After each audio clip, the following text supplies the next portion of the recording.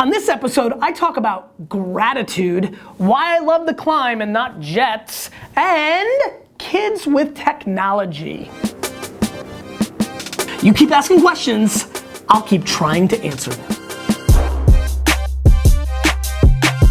Hey everybody, this is GaryVee, Nerdchuck, and you're watching the Ask GaryVee Show, episode number 24. Fun fact about the number 24, that is worn by Darrelle Revis, former Jets great, now piece of crap trader patriot Darrelle Revis. Oxygen Beats asks, which hurts your credibility more, having no popularity or faking your popularity? Thoughts on fake views? Oxygen, clearly in a world now where it's much more transparent and people can dig, and it's not just 2020 has exposed you, Steve. What do you say about your fake views? You know, that world where it happened once in a while is over. Now we live in a TMZ kind of world, bloggers, Gawker, like faking it is such a dangerous thing. I mean, what hurts your credibility is the lying. It's amazing what people can actually get away with in our society if they own it. We don't care about the adultery. We don't care about the faking it. We care about when you're exposed, you lying about it. It's nuts. It's an interesting psychology, especially here in the States, more so than maybe other parts of the world. To me, it's basically faking it. And more importantly, like, what about sleeping at night? You know, like, it's kind of fun to sleep at night, especially today. I'm under the weather, by the way, everybody. So if my energy level's a little bit lower, I apologize. Young Entrepreneur asks, would you ever automate your position, delegate to as many people as it takes, and spend 95% of your time fully engaged in family and life? Absolutely not. Is this Young Entrepreneur? Young Entrepreneur, let me tell you something from Old Entrepreneur, which is I love the process of the work. I love the grind. I love the climb. You know, I love the idea of getting to buying the jets more so than buying the jets. It's the process. To delegate out what I love would defeat the purpose. Of course, I want to spend as much time with my family as possible, but that would be lying to my soul if I didn't do what I want to do. And what I want to do for a living is build organizations, build companies, create commerce, be a salesman, be a guidance counselor, HR character, social commentate and put out content. I would suffocate if I couldn't put out the work that's needed to accomplish the things that I want.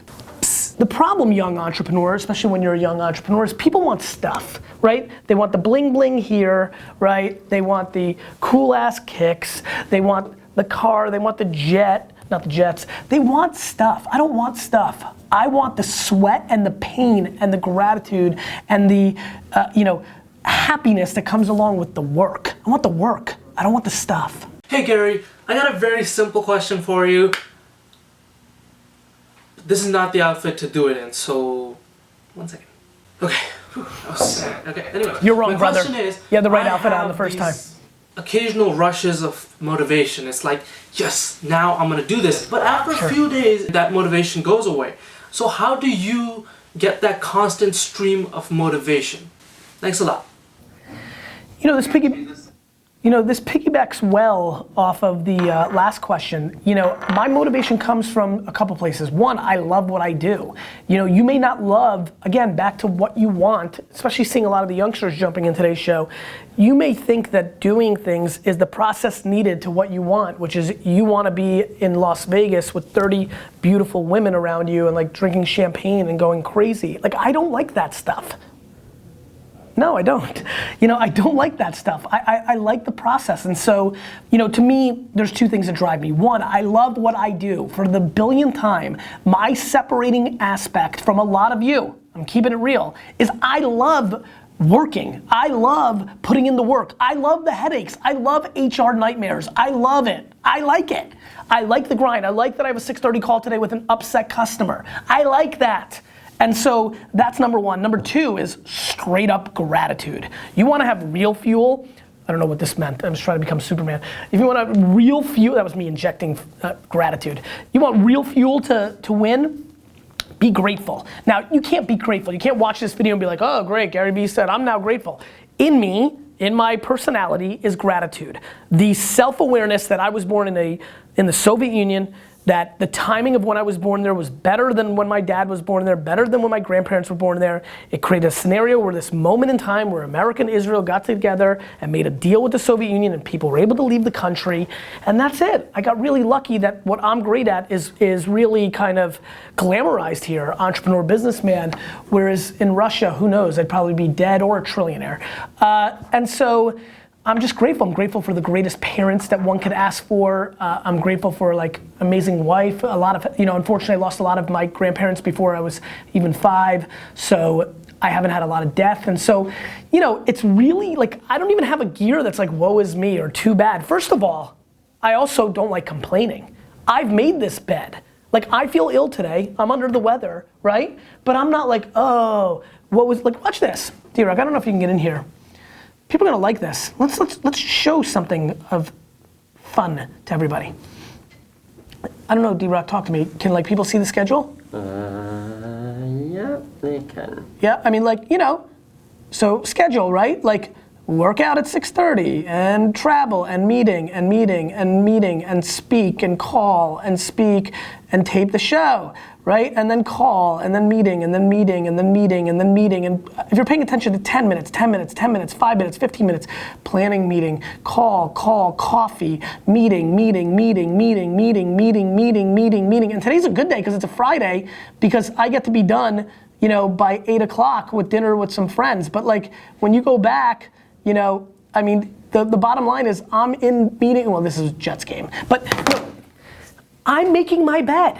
I'm going for it. I'm hustling from 6 to 11 p.m. every day with every second allocated. There is no break. There's no eat a salad and read Reddit or watch YouTube. That is not in my game. Yes, Steve, that was for you. That is not in my game. And so because I've made my bed, I'm surely not gonna complain and be like, oh, I'm sick today. Like, I just, no.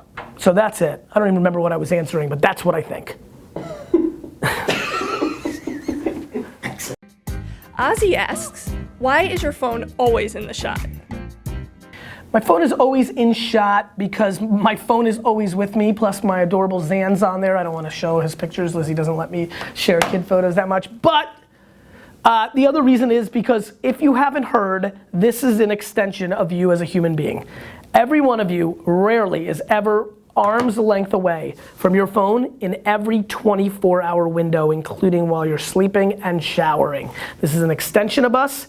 This is, eventually it's gonna be here and in a helmet, and eventually directly in us. This is the extension point. And so it's always with me because I need it to be a human. That's right, it sounds sad, plenty of comments coming like, but that's just the way it is. Swell Designer asks, I'm curious to know what your thoughts are on tech consumption by young children.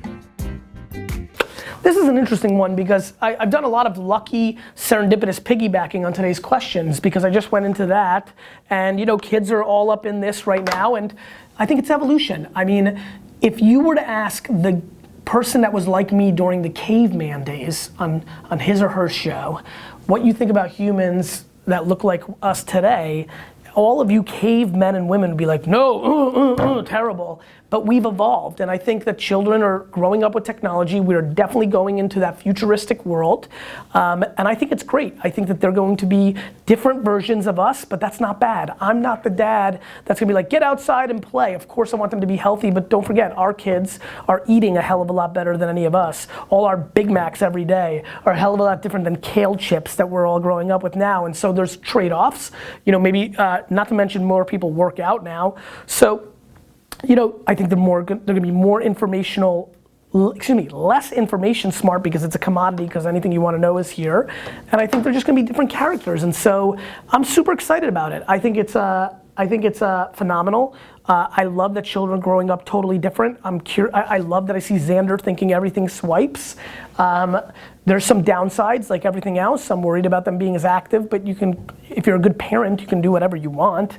But I'm not restricting hours of a second screen or third screen for my children because I think it's actually prepping them for the world that's actually gonna exist, straight up. It's kind of almost like alcohol, right? Like kids wanna drink because in America we don't let them drink. And so the kids that are gonna be restricted to 1 hour a day are gonna overvalue this. And so, I'm very fascinated by it, and I'm a very go with the flow kind of character. And I'll also adjust to the reality of how my kids adapt to it. That is episode 24 of the Ask GaryVee show. Simple question. I'm gonna do a little right hook on you because my next meeting I saw in the calendar is with my Resi team. Resi is an app that does restaurant buying access to the tables. Here in New York, we'll be putting it out to other places. But it made me think of exactly what I wanted to ask you today because I also saw Dinner with Friends, which is, what is your favorite restaurant right this second? You keep asking questions, I will continue to answer them. Oh crap, wait, subscribe! I need subscriptions because I can't push this many right hooks in social.